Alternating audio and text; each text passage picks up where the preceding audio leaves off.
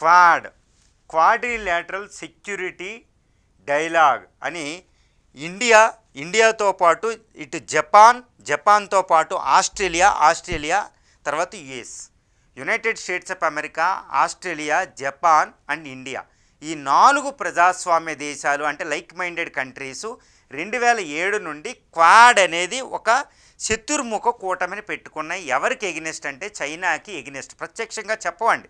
Quad ఎందుకు పెట్టుకున్నామంటే మేము ఇది మారిటైమ్ సెక్యూరిటీకి, ప్రజాస్వామ్యాన్ని పునరుద్ధరించుకోవడానికి, తర్వాత అప్పుడు కరోనా 2020 దగ్గరకు వచ్చిన కరోనాని ఎదుర్కోవడానికి ఫార్మాస్యూటికల్ ప్రపంచంలో ఇటు ఫ్రీ నావిగేషన్ అంటే ఫ్రీ ఎయిర్వేషన్ అంతర్జాతీయ చట్టాలు రక్షణకి అంటారు. దీని వెనకాల ఉన్నది ఏంటంటే అంతరార్థం ఇటు చైనాకి ఎగినెస్ట్గా ఈ 4 దేశాలు కూటమి ఏర్పడినాయి. చైనా అద్భుతమైన పవర్ ఏర్పడిపోతుంది. ఇండో పసిఫిక్లో చైనా చాలా డేంజరస్ అవుతుంది కాబట్టి ఇటు జపాన్, ఆస్ట్రేలియా సెక్యూరిటీకి, ఇండియా సెక్యూరిటీకి, యుఎస్ఏ సెక్యూరిటీ కూడా డేంజరస్ కాబట్టి క్వాడ్ పెట్టుకున్నాయి. ఇప్పుడు భారతదేశం అంటే ఈ క్వాడ్లోనే అత్యంత ప్రధానమైన దేశం ఎవరంటే మోస్ట్ ఇంపార్టెంట్ రోల్ ప్లే చేస్తున్నది ఎవరంటే ఇండియా. ఇప్పుడు ఈ ఇండియాకి యునైటెడ్ స్టేట్స్ ఆఫ్ అమెరికాకి గొడవ వచ్చింది. ఎందుకంటే ట్రంప్ విధించిన టారిఫ్ల వల్ల. ఇప్పుడు ట్రంప్ టారిఫ్కి శిక్ష విధించాలంటే భారతదేశంలో ఉన్న బ్రహ్మాస్త్రం అంటే భారత చేతిలో ఉన్నది బ్రహ్మాస్త్రం ఏంటంటే క్వాడ్లోంచి బయటికి రావడం. ఇప్పుడు సెప్టెంబర్ నెలలో క్వాడ్ డిస్కషన్ న్యూఢిల్లీలో జరగాలి. కానీ ఈ డిస్కషన్ ముందుకు వెళ్తుందా లేదా అనేది అగమ్య గోచరంగా ఉంది. ఎందుకంటే ఇండియా చెప్పడంలే. ఈ జపాన్ ఏంటంటే భారత ప్రధాని వెళ్తున్నారు. భారత ప్రధాని వెళ్ళినప్పుడు క్వాడ్లో మెంబర్ కాబట్టి దాంతో బైలేటరల్ డిస్కషన్ అంటున్నారు. దీని అంతరార్థం ఏంటంటే ఈ క్వాడ్లో నుంచి భారతదేశం బయటకు వచ్చేస్తుందా? ఎందుకంటే ఈ ట్రంప్ ఇష్టం వచ్చినట్టు భారతదేశాన్ని అవమానించారు. దారుణమైన పరిస్థితి. ఈ క్వాడ్ ఎందుకు ఏర్పడిందంటే చైనాకి ఎగినెస్ట్గా. ఇప్పుడు ఇదే చైనాతో భారత్ క్లోజ్ అవ్వాల్సిన పరిస్థితి వచ్చింది. భారత ప్రధాని ఇప్పుడు SCO సమ్మిట్లో, షాంఘై కోఆపరేషన్ ఆర్గనైజేషన్లో సమ్మిట్లో భాగంగా చైనా వెళుతున్నారు. తర్వాత జపాన్, దాని ముందు 2 రోజుల ముందు జపాన్ వెళుతున్నారు. అంటే జపాను ఇటు చైనా విజిట్లు అంటే క్వాడ్తో అలా డిస్కషన్ ఉన్న ఏది జపాన్తో ఇండివిజువల్గా, ఇటు చైనాతో క్లోజ్ అవ్వడం, రష్యాతో క్లోజ్ అవ్వడం అంటే ఏంటి అర్థం? అమెరికా నుంచి దూరం అవుతున్నాం. ఎందుకంటే చైనాకి ఎగినెస్ట్కి వెళ్తలే. చైనాకు ఈరోజు మనకు సపోర్ట్ చేస్తుంది. బార్డర్ ప్రాబ్లం డిస్కస్ చేసుకుందామంటుంది. ఆ విదేశాంగ మంత్రి భారత్ రావడం జరిగింది. భారత విదేశాంగ మంత్రి చైనా వెళ్ళడం జరిగింది. ప్రధాని కలుసుకోబోతున్నారు. అంటే చైనా ఇండియాల మధ్య అద్భుతమైన ఫ్రెండ్షిప్ రాబోతుంది.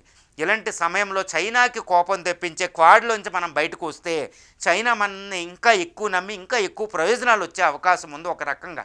అంటే చైనాని మనం నమ్మాలని లేదు, కానీ చైనా తాత్కాలికంగా కొన్ని కలిగించాలి. ఎందుకంటే క్వాడ్లో నుంచి ఇండియా బయటపడితే అది చైనాకు ఒక అద్భుతమైన విజయం. ఎందుకంటే అమెరికాని బలహీనం చేసినట్టు. ఇండియా బయటపడితే ఇండియాకి ప్రాబ్లం ఉండదండి ఎక్కువ, కానీ అమెరికాని బలహీనం చేసినట్టు చైనా. కాబట్టి క్వాడ్ గ్రూపులో నుంచి ఇండియాని చైనా బయటకు లాగగలిగితే అంతే, అమెరికా మీద విన్ని సాధించేసినట్టు. చాలా పెద్ద విజయం. ఎందుకంటే ఇండో పసిఫిక్ రీజన్లో తైవాన్ వీటికి సంబంధించిన చైనాకి ఎడ్జ్ వచ్చేస్తుంది. సో ఇది ప్రపంచంలో ఒక అద్భుతమైన విజయంగా అది పరిగణిస్తుంది. శక్తి పెరిగింది కూడా. మరి ఇండియా ఇంత ఈజీగా వస్తుందంటే ఇండియా ఒకటే కోరుకుంటుందండి, ఈ చైనాకి ఎగ్నెస్ట్గా ఉన్న క్వాడ్లో నుంచి బయటకు వచ్చి క్వాడ్ని బలహీనం చేసి క్వాడ్ని విచ్ఛిన్నం చేయాలంటే ఇండియాకి చైనా చాలా బేరసారాల్లో చాలా ఇవ్వాల్సి వస్తుంది. ముఖ్యంగా సౌత్ ఏషియాలో ఈ బోర్డర్ ప్రాబ్లం సాల్వ్ చేసుకోవడం నెంబర్ 1. నెంబర్ 2, పాకిస్తాన్ని సపోర్ట్ చేయకుండా ఉండడం, ఇండియన్ ఓషన్లో ఇష్టం వచ్చినట్టు పాలిటిక్స్ చేయకుండా ఉండడం, ఇటు శ్రీలంక, బంగ్లాదేశ్ అంతర్గత విషయాల్లో జోక్యం చేసుకోకుండా సౌత్ ఏషియాలో ఇన్వాల్వ్ అవ్వకుండా చైనా చూసుకుంటే, తన పని తాను చూసుకుంటే ఇండియా క్వాడ్లోంచి బయటకు వస్తుంది. అందుకే కదా క్వాడ్కి వెళ్ళింది మనం ఇండియా. అంతే 2017 ఇది డోక్లాం ఇష్యూ టైంలోను, అదేవిధంగా గాల్వాన్ వ్యాలీ టైంలోను, అంతకుముందు 1962 యుద్ధం చేసింది ఎవరు? చైనా. కాబట్టి మనం క్వాడ్లో కొన్ని దేశాల సపోర్ట్ కావాలని మనం క్వాడ్లో ఉన్నాం. ఇప్పుడు చైనా ఇవన్నిటిలో మనకి గొడవలు చేయకపోతే క్వాడ్లోంచి బయటకు వచ్చేస్తాం. అమెరికా మీద చైనా విజయం సాధించినట్టు, ట్రేడ్ అభివృద్ధి చెందుతుంది. కాబట్టి ఇటు అమెరికా మనల్ని దూరం పెట్టి టారిఫ్స్ విధిస్తే ఒక శత్రుదేశంలా చూస్తే, మనల్ని అవమానిస్తే డెడ్ ఎకానమీ అని ఇండియాకి అస్త్రం ఉంది కదా, క్వాడ్లోంచి బయటకు వచ్చేస్తుంది అనేది మనకు తెలిసిపోతుంది. ఎందుకంటే ఇంతవరకే వచ్చే నెలలో క్వాడ్ సమ్మిట్ ఇండియాలో పెడుతున్నారా లేదనేది కూడా మనకు తెలియడం లేదు, ఇది సెప్టెంబర్లో. కాబట్టి ఇది ఇండియా అమెరికాపై వేసే ఒక అద్భుతమైన బ్రహ్మాస్త్రం. ముఖ్యంగా మోడీ చాలా కోపంగా ఉన్నారు ట్రంప్ అంటే. ట్రంప్ ఫోన్ కూడా ఎత్తడం లేదు, ట్రంప్ చేసిన కాల్స్. కాబట్టి మోడీ ఈ అస్త్రాన్ని ప్రయోగించే అవకాశం ఉంది.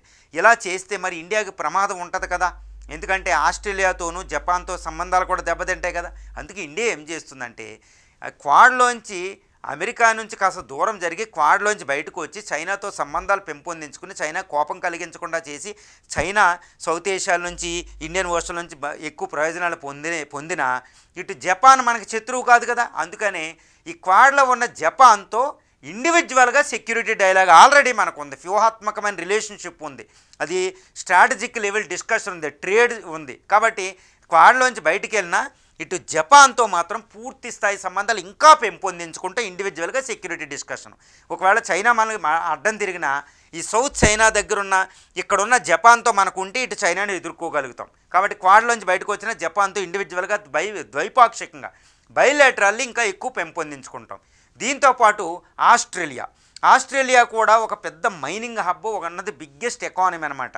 దాంతో కూడా బైలేటరల్ సంబంధాలు పెంపొందించుకుని ఆస్ట్రేలియాతో కూడా అద్భుతమైన సంబంధాలు పెట్టుకుంటాం, ఇటు అమెరికాని పక్కన పెట్టి. ఒకప్పుడు జో బిడెన్ ఈ క్వాడ్ డిస్కషన్ పెట్టనప్పుడు ఆస్ట్రేలియా జపాన్లు వచ్చి అమెరికాని పక్క పెట్టైనా మాతో మాతో ద్వైపాక్షికంగా అభివృద్ధి చేసుకోండి అని అప్పుడు అభ్యర్థించాయి.